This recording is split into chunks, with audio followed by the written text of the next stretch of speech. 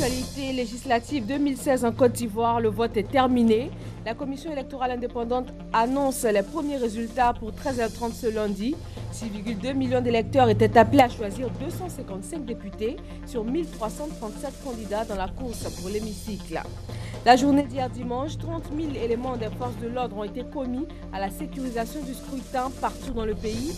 Une seule mission pour tous, assurer un vote paisible et sans accroc en toute sécurité. À partir de ce soir minuit, Joseph Kabila ne sera plus président de la République démocratique du Congo, selon la Constitution. Faute d'élection, il devrait quand même rester au pouvoir jusqu'au prochain scrutin présidentiel. La situation reste tendue sur place. Bonjour à tous. Lundi 19 décembre, 6,2 millions d'électeurs étaient appelés hier à élire 255 députés sur plus de 1000 candidats en lice. Au lendemain de ces élections législatives ivoiriennes, le pays attend les résultats. La CEI annonce les premiers chiffres pour tout à l'heure. À partir de 13h30, donc tout juste après ce journal, nous rejoindrons en direct nos envoyés spéciaux à la Commission électorale indépendante pour les premiers résultats. Les observateurs de la Commission nationale des droits de l'homme ont fait leur rapport suite au vote d'hier dimanche. Ils le jugent globalement calme, apaisé et pacifique. Lanciné Bakayoko et Sylvie Touré. Pour ces élections législatives, la CNDH-CI, la Commission nationale des droits de l'homme, a déployé 278 observateurs sur l'ensemble du territoire. Ce n'est pas une observation classique, c'est une observation basée sur le respect des droits de l'homme. Sur le terrain, les observateurs de la commission ont noté quelques problèmes logistiques ainsi que des dysfonctionnements dans l'organisation pratique. Nous avons observé des cas de dysfonctionnement, notamment le dysfonctionnement des tablettes et des cas de mauvaise conduite de la part de certains candidats qui se sont permis de déchirer des bulletins de vote, des cas de menace de la part de certains candidats, ce qui est en violation avec des tests qui régissent les élections, en violation également du code de bonne conduite des candidats. Toutefois, le tableau d'ensemble qui ressort est clair.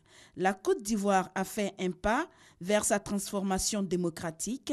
Ces législatives très concurrentielles ont été bien gérées et les libertés fondamentales globalement respectées selon la Commission. Dans l'ensemble, les choses se sont bien passées.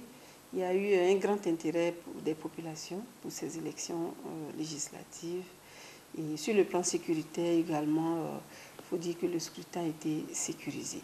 Si le vote lui-même s'est déroulé sans encombre, la Commission nationale espère que le dépouillement donne lieu également à une évaluation positive.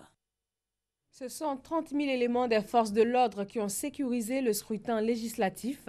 Ils ont été déployés sur l'ensemble du territoire national pour permettre à chacun d'accomplir son devoir de citoyen et ce, en toute sécurité. Francis Boifo. Les honneurs militaires à tous les pleux ont fait place à une visite du cantonnement pour permettre à Alain Richard Danvayi de s'enquérir des conditions de vie et de travail de ces hommes sur le terrain. Le ministre chargé de la Défense a ensuite eu droit à une présentation de la situation sécuritaire d'ensemble dans la région de Tout-le-Pleu. Alain Richard Danvayi a saisi l'opportunité pour féliciter ces hommes pour le travail qu'ils abattent au quotidien, parfois dans des conditions difficiles. La suite, c'est une visite dans les bureaux de vote où le ministre chargé de la Défense a eu des mots d'encouragement à l'endroit des membres des bureaux de vote et des représentants des candidats. Cap a été ensuite mis sur Bouaké, dans la région de Bouaké, où, à l'état-major de la 3e région militaire, un point de situation de la sécurisation des élections a été également fait au ministre chargé de la Défense. Les forces ont été déployées sur tout l'ensemble du territoire comme il était convenu de le faire. Et les hommes sont en poste, à pied d'œuvre, pour maintenir la sécurité des personnes et des biens et surtout du scrutin électoral. Donc tout se passe bien pour le moment. Dans l'ensemble donc, sur toute l'étendue du territoire, le scrutin s'est déroulé dans le calme, au dire du ministre chargé de la Défense. Sur les 1337 candidats dans la course vers l'hémicycle, 24 ministres, soit plus de 58% du gouvernement. Qu'est-ce qui justifie cette forte participation des membres du gouvernement aux législatives cette année? Sita Soro s'est intéressée à la question. Ils sont 24 sur 41 à se présenter à la course pour l'hémicycle. Eux, ce sont les membres du gouvernement avec à leur tête le Premier ministre. Ce nombre représente plus de 58% des membres du gouvernement. Ces ministres sont le plus souvent candidats dans leur localité d'origine ou dans d'autres circonscriptions choisies, avec l'accord de la direction du Rassemblement des oufouettistes pour la démocratie et la paix, RHDP. Parmi ces candidats ministres figurent ceux qui briguent ce poste pour la première fois. On peut citer à cet effet le Premier ministre Daniel Kablan-Duncan, le ministre de la Promotion de la Jeunesse, de l'Emploi des Jeunes et du Service civique, Sidi Tiemoko Touré, et Paul Kofi Kofi, ministre de l'Enseignement technique et de la Formation professionnelle. Cependant, certains sont candidats pour la deuxième fois ou à leur propre succession, notamment la ministre de l'Éducation nationale, Kandia Kamara, le ministre du Pétrole et de l'Énergie, Adama Tungara, tous deux candidats à Abobo, ainsi que la ministre de la Communication, Afoussiata Bomba-Lamine, elle, à Cocody. Ce taux de participation des ministres aux législatives 2016 est en nette augmentation par rapport à 2011, où l'engouement était moindre. Cette augmentation s'explique entre autres par la volonté des membres du gouvernement à participer autrement à la vie de la nation, à savoir aider le président de la République dans la mise en œuvre de sa politique pour le pays. Par contre, ils sont au nombre de 17, ceux qui ne font pas office de candidature, soit 41%. On peut citer parmi eux les ministres Paulette Badjo, Maria Toukone, Abdourahmane Sissé, Roger Kakou, Jean-Claude Brou, Niale Kaba, Euphrasie Yaokwasi et Richard Donvayi.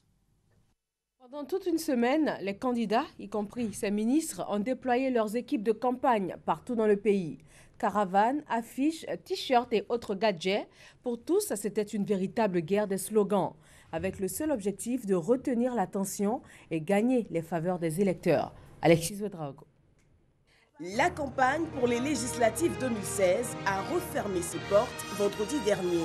Une campagne dynamique qui laisse en mémoire des slogans assez particuliers. À Trècheville, le candidat Hassan Sissé, avec un sens assez élevé du partage, promet tout pour la population, rien pour le candidat.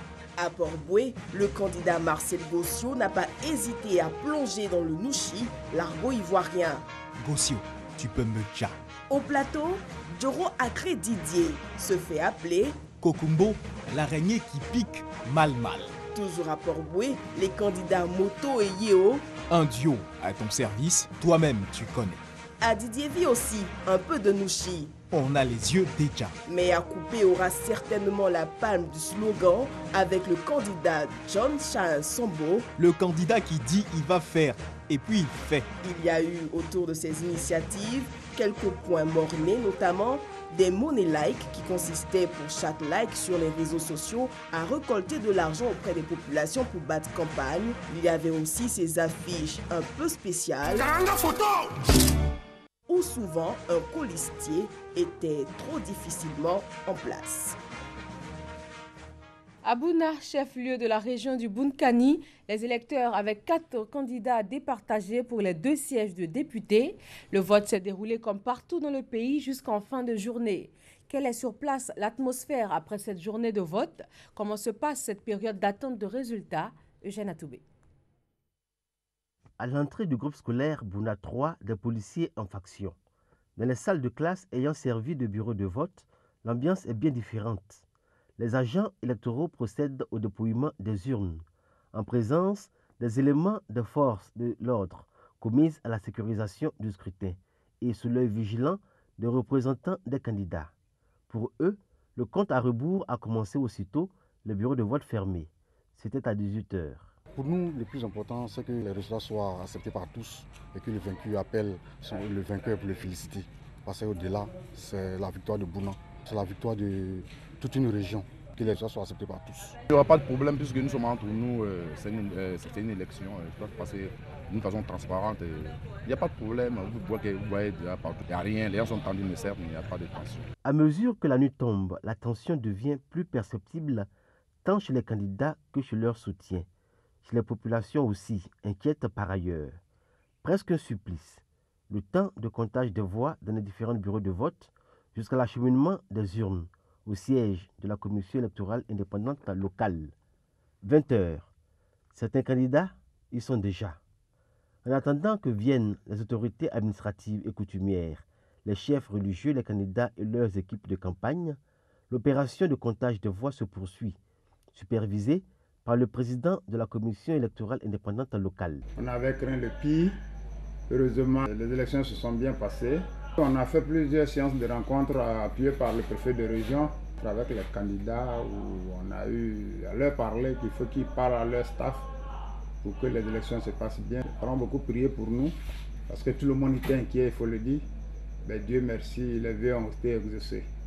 Avec ce que nous avons vu, je pense qu'il y aura une meilleure cohésion sociale à Bouna. Les prières des parents, des religieux aidants, avec tout ce qui se passe, vraiment il y a un réel travail de fond qui se fait par Sa Majesté, par l'imam de Bouna. Dans les différents quartiers généraux de campagne, on était loin de l'ambiance studieuse et d'attention soutenue au siège de la CEI de Bouna. Ici et là, les militants et partisans exultaient et faisaient accompagner leur bonheur de longs tintamars, comme si les résultats avaient été déjà proclamés ce dimanche soir-là. Et pourtant, il n'en était rien. On a tout compris. Aucun candidat à l'heure des tendances ne voulait montrer profil bas. Mais ils devront prendre leur mal en patience jusqu'à la proclamation officielle des résultats. Proclamation qui va débuter tout à l'heure à partir de 13h30 après donc ce journal. Voyons à présent comment s'est déroulé le vote à Bondoukou, zone nord-est du pays dans la région du Gontougo, avec notre envoyé spécial Eugène Atoubé. Dimanche, jour de vote des députés à l'Assemblée nationale. Dimanche, jour de marché aussi à Bondoukou. Conséquence, dans nombreux bureaux de vote où les principaux animateurs sont les électeurs, les agents électoraux ont dû s'armer de beaucoup de patience. Ici, ça va, hein? Ça va. Seulement que les gens ne viennent pas, ça vient à compte-gouttes. Nous souhaitons au moins arriver au-delà de 50%. Cette situation peut s'expliquer par le fait qu'aujourd'hui c'est le jour du marché. Entre 8h jusqu'à 9h, il y avait un peu d'affluence. À partir de 9h jusqu'à 16h, 16h30, il n'y a pas d'affluence parce que le temps de fermer le marché, à partir de 17h, 17h30 jusqu'à 18h, les gens vont venir voter. Les lieux de vote du quartier Guiminisso sont illustratifs de cette réalité. Exemple, l'école catholique du secteur. Ici, nombreux électeurs sont venus accomplir leur devoir civique avec des fortunes diverses. On a trouvé que dans l'isoloir qu'il n'y avait pas encre à voter. Le seul problème qu'on avait décrit, mais après ils ont remis ça en ordre. Et après on est revenu à une femme. Elle est venue avec l'ancienne carte d'identité. Ils ont dit que non, qu'il n'y avait pas son nom ici. Bon, on pensait que c'était grillé. Quand on est allé, on a retrouvé le nom et la voté. Dans l'ensemble, le vote se passe bien. Je suis arrivé, j'ai voté tranquillement. Bon, les représentants ils sont là. Je crois que dans l'ensemble, ça va. C'est des élections un peu locales. Donc, chacun veut porter son candidat quand même à l'hémicycle. Un vote dans le calme, c'est la tendance dans tous les bureaux de vote à Bondoukou, Gouméré, Tabagne et Tanda, où une délégation de la CEI en charge des régions du Boukani et du Gontougo est allée se faire une idée du scrutin tel qu'il se déroulait. La CEI est un arbitre neutre sur l'heure des jeux des élections. Nous sommes pour un scrutin apaisé et sécurisé. Et pour nous, c'est le meilleur qui doit l'emporter. C'est le choix des électeurs qui doit l'emporter. La CEI n'a pas de choix. Nous sommes là pour encadrer le processus électoral, pour sensibiliser, éduquer nos électeurs. Nous ne sommes pas là pour un candidat. Nous sommes là pour que la Côte d'Ivoire triomphe, pour que l'État de droit triomphe par des élections crédibles, libres, transparentes et démocratiques. Pour ce scrutin législatif, les émissaires de la CEI, les candidats et les électeurs se sont tous accordés sur l'essentiel. L'élection est un jeu démocratique et non la guerre, quel qu'en soit l'enjeu. Quittant Bondoukou dans le nord du pays pour Bonon et Tiébissou dans le centre, Abou Sanogo nous fait le point de cette journée du 18 décembre. À Bono, dans la Maraoué, les bureaux de vote ont effectivement ouvert à 8 h et les électeurs ont fait valoir leur droit de vote dans le calme et la sérénité. Groupe scolaire Seizra, les choses se déroulent normalement et les électeurs arrivent à leur rythme pour accomplir leurs devoirs citoyens sous les regards des forces de l'ordre. Les agents des bureaux de vote rassurent. Bon, ici, tout se passe dans de bonnes conditions. Il n'y a pas d'incident, rien. Les votants sont venus voter normalement comme il se doit. Après Seizra, nous faisons un tour dans un autre centre. Et c'est l'école coranique Ousseini Aïdara qui nous accueille. Même ambiance comme dans le centre précédent. Les électeurs accomplissent leur devoir dans le calme. Certains ont voté pour la première fois. J'étais contente, puis j'avais peur. Je ne sais pas comment faire pour voter. Ils m'ont montré. C'est un sentiment de joie qui m'anime parce que je vois que tout est calme, il n'y a pas de problème. Et comme je l'ai toujours dit, Bono, surtout dans une zone rouge, il faut que cette fois nous fassions tout pour que Bono bascule dans la zone verte. J'ai déjà voté. J'ai voté sincèrement. J'ai choisi mon candidat et tout est bien à Bono. Nous visiterons respectivement les centres du lycée moderne de Bono, l'école primaire publique Bono La Paix 2, le groupe scolaire CSP du quartier Jacquesville, avant de mettre le cap sur Thiébissou. 17 h 30, nous sommes à l'école primaire publique Thiébissou 2. Les derniers électeurs pressent les pas. Le secrétaire général de la préfecture s'assure du bon déroulement du scrutin. Il n'y a plus mon moto, je suis venu voter, je suis à l'aise. Je vais aspirer à un changement dans ma commune. Donc je suis venu ce matin avec plaisir. En tout cas, le vote s'est passé dans un cadre très idéal. Il n'y a pas eu de tapage. Nous sommes venus voter. En tout cas, nous n'avons pas eu d'incidence à notre niveau. Tout s'est très bien passé. Puis un tour au groupe scolaire Grande École à quelques minutes de la fermeture des bureaux. Et là, les derniers électeurs viennent de finir de voter. 18 h, les bureaux ferment. Ce geste marque la fin du scrutin. Place à présent au dépouillement. L'atmosphère était la même hier dans le Lodjibois. Après une semaine de campagne électorale, les électeurs étaient seuls dans les isoloirs pour choisir leurs représentants à l'hémicycle. Mamadou Kwasi. Quand notre équipe de reportage arrive au groupe scolaire Konankro de Divo, il est 7 h 25. Nous rencontrons Dame Salimata Sidibé, venue de Iré pour accomplir son devoir citoyen. Je viens de...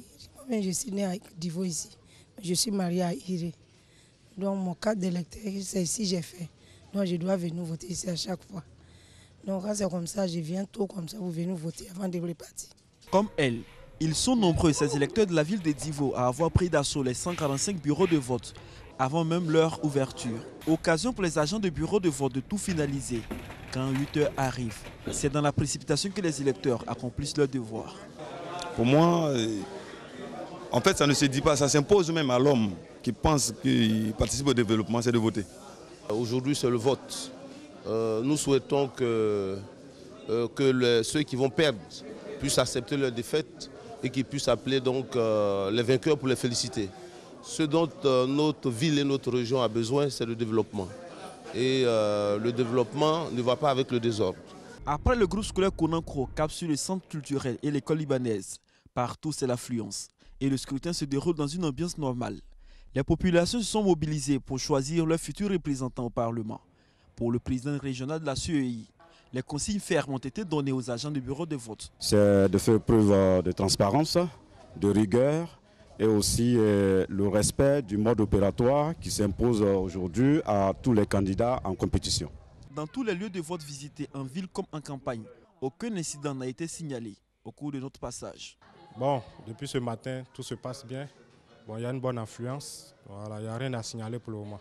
La machine, il y a eu quelques problèmes après, mais on a essayé de retoucher, puis ça s'est ressaisi. Ça va maintenant. Quand nous arrivons à Lakota, le constat est identique. Forte affluence dans les bureaux de vote depuis le matin. Tout se passe bien. Je pense bien d'ici à fin de matinée, on va arriver à dépasser le nombre, pas dépasser, mais disons atteindre la moitié, et plus que la moitié des inscrits sur la liste. Je dois voter un député, qu'est-ce qui me plaît, c'est ça que je suis venu voter. Je reste à la maison. Oui, ça se passe bien parce que c'est bien reçu là, il n'y a pas de bruit là, c'est ce que nous voulons, que tout soit dans la paix pour que vraiment chacun soit libre de voter selon son choix et puis se séparer. Je suis venu voter pour choisir mon député, celui qui va parler de nos problèmes à l'Assemblée nationale. Ici, en ville comme dans les villages visités, le scrutin se déroule dans une ambiance de paix. Dans la circonscription électorale de Lakota commune et sous-préfecture, ce sont 30 052 électeurs qui vont départir les 10 candidats dans 196 bureaux de vote. Direction Gagnoa dans la région du Go pour voir comment s'est déroulé le scrutin avec Mamadou Kouassi.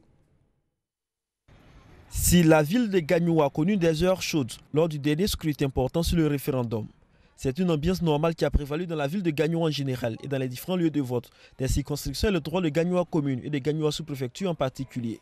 Tout ceci à la grande joie des électeurs. Aujourd'hui, nous avons plusieurs partis politiques qui prennent part au scrutin.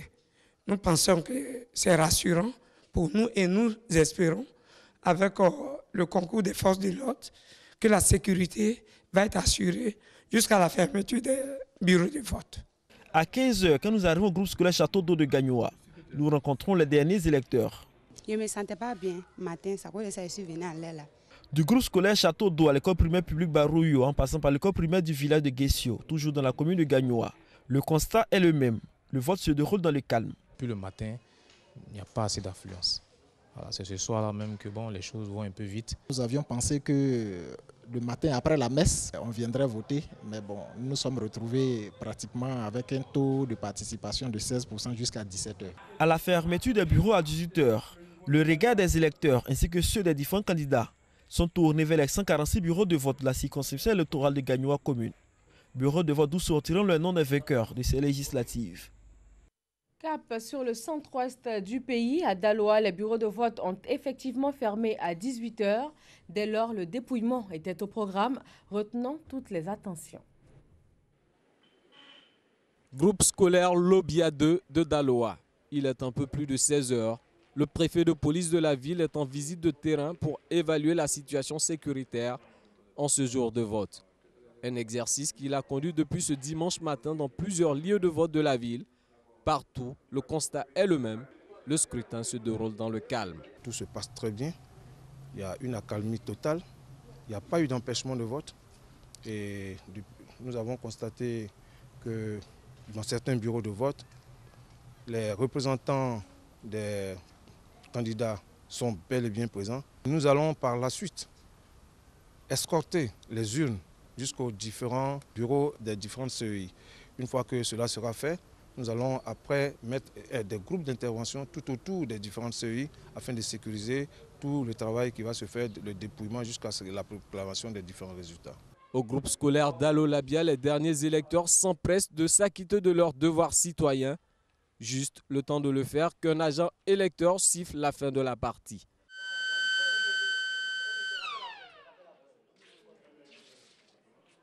Le vote est clos. Place maintenant au dépouillement des bulletins de vote. La nuit électorale peut ainsi débuter dans les quartiers généraux des candidats. C'était un reportage commenté par Traoré Mama. L'heure est toujours au décompte des voix dans de nombreuses localités. En tout, 6,2 millions d'électeurs avaient la charge de départager 1337 candidats pour les 255 sièges du Parlement pour constituer la première législature de la 3e République de Côte d'Ivoire. Francis Boifo. Une dizaine de minutes après la fermeture des bureaux de vote dans la région de l'Indénieux Djuablin, des représentants de candidats suivent avec intérêt le dépouillement. Chacun devra rendre compte fidèlement pour éviter toute éventuelle tension après la proclamation des résultats. Le vote s'est bien déroulé selon le président régional de la commission électorale indépendante CEI. Il n'y a pas eu d'incident majeur. Quelques endroits où il y a la tablette qui est un peu défaillante dans 2, 3, 4, 5 minutes et tout est rentré dans l'ordre. Les candidats eux-mêmes étaient sur le terrain. Ils appelaient quand il y a quelques dérapages, ils appellent et puis rapidement, nous essayons de régulariser la situation. Tout s'est passé sans cas de violence. Et au niveau du dépouillement, présentement, certains bureaux n'ont pas encore fini leur dépouillement, certains ont fini, mais tout se passe correctement comme on l'a souhaité. Les résultats issus des 363 bureaux de vote seront transmis à la commission électorale indépendante CEI centrale cette nuit, après compilation. Voilà pour ce scrutin législatif. Les premiers résultats en direct de la commission électorale indépendante tout à l'heure à partir de 13h30, après donc ce journal télévisé sur RTI 1. Liberté de la presse, le ministère de la Communication sensibilise la police nationale. À l'origine de la rencontre, le 23 septembre dernier, un incident a opposé dans la commune du Plateau des forces de l'ordre à un journaliste reporter d'images de la presse internationale qui a déposé une plainte auprès du ministère. Franck Wadio revient sur les faits. Le 23 septembre dernier, un journaliste reporter de presse internationale était empêché par les forces de l'ordre de filmer dans la commune du Plateau. Son matériel saisi. Le motif, interdiction de filmer des sites sensibles, surtout après l'attentat terroriste de juin 2016. Cette visite du directeur de cabinet du ministre de la Communication aux plus hautes autorités policières a pour sens lever les incompréhensions et créer un meilleur cadre de collaboration. Je me suis rendu compte que c'était une rencontre qui était nécessaire. Ça nous a permis donc de lever certaines équivoques et d'apporter des éclairages. De sorte que désormais, la police donc a pris l'engagement de faire en sorte que ce type d'incident-là ne se reproduise plus. Bien sûr, eux, ils ont un impératif, ils doivent concilier l'impératif de sécurité avec celui donc de la liberté. Ce n'est pas chose facile, mais ils vont faire l'effort de concilier ces deux impératifs-là. Le directeur général de la police nationale, Brendo Umbia, et le commissaire divisionnaire Youssouf Kouyaté, en interlocuteur attentif, ont, au nom de la tutelle, réceptionné le répertoire des journalistes professionnels exerçant sur le territoire ivoirien. Les deux parties ont aussi pris l'engagement de poursuivre ce type de rencontre. La préservation de la liberté de la presse dans le respect des règles s'en trouvera garantie. 23 auditeurs de justice ont prêté serment au palais de justice d'Abidjan. Ils sont aptes à exercer après 1 an de formation à l'Institut national de formation judiciaire. Grâce Kando. Après 1 an de formation théorique à l'Institut national de formation judiciaire, 23 auditeurs de justice, dont 2 militaires et une ressortissante centrafricaine, ont prêté serment. Je le jure. Je le jure. La 15e promotion des auditeurs de justice est pour les acteurs du secteur un pas en avant pour accroître le nombre de magistrats en Côte d'Ivoire. Sur le territoire ivoirien, pour le moment, nous n'avons que 700 magistrats. Et cela est insuffisant. Nous avons besoin de magistrats et chaque fois qu'une promotion fait son entrée dans le corps judiciaire, c'est pour nous une bouffée d'oxygène. Une action saluée par le représentant du garde des Sceaux, ministre de la Justice. La grande famille de la magistrature s'agrandit et donc nous venons les célébrer. Les auditeurs de justice sont appelés à cultiver certaines vertus pour un service de qualité. C'est d'abord la sérénité, le courage et surtout la volonté d'être bon magistrat. Après ça, il appartient à chacun d'y ajouter la moralité nécessaire. Nous faisons la promesse devant tout le peuple que nous serons ces magistrats-là qui diront le droit, qui prononceront les paroles de la loi avec probité, excellence, conscience professionnelle et surtout rigueur. Nous tenons à dire que si nous gardons la modération dans notre attitude et dans nos actes et propos, nous continuerons à écrire les lettres de noblesse de la magistrature ivoirienne. Nous promettons de nous engager dans la recherche continue et perpétuelle de cette perfection-là, afin que justice soit rendue. Après la théorie, place à la phase pratique. Les 23 auditeurs de justice seront sur le terrain pendant 1 an. À l'issue de cette formation pratique, ils pourront exercer le métier de magistrat.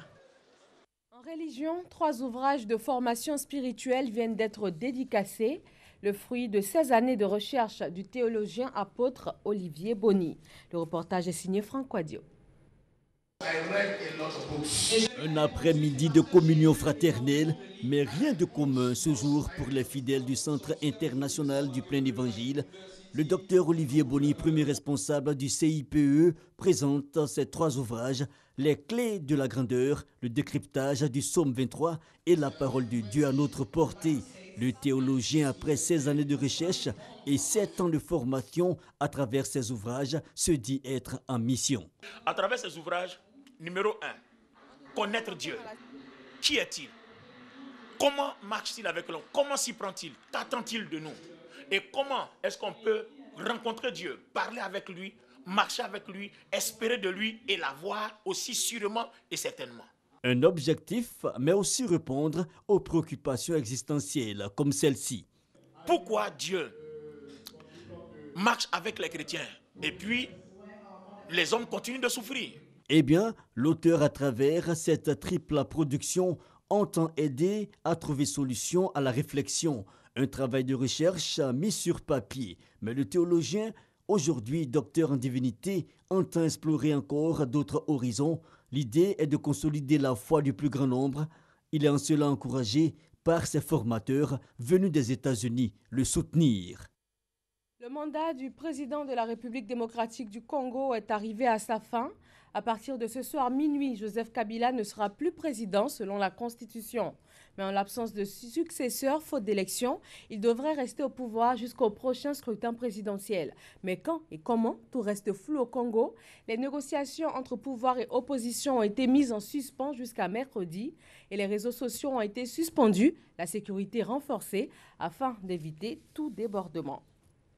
Merci de votre attention. Tout à l'heure sur RTI 1, les premiers résultats de l'élection législative ivoirienne. Merci donc de rester avec nous. Très bon après-midi à tous.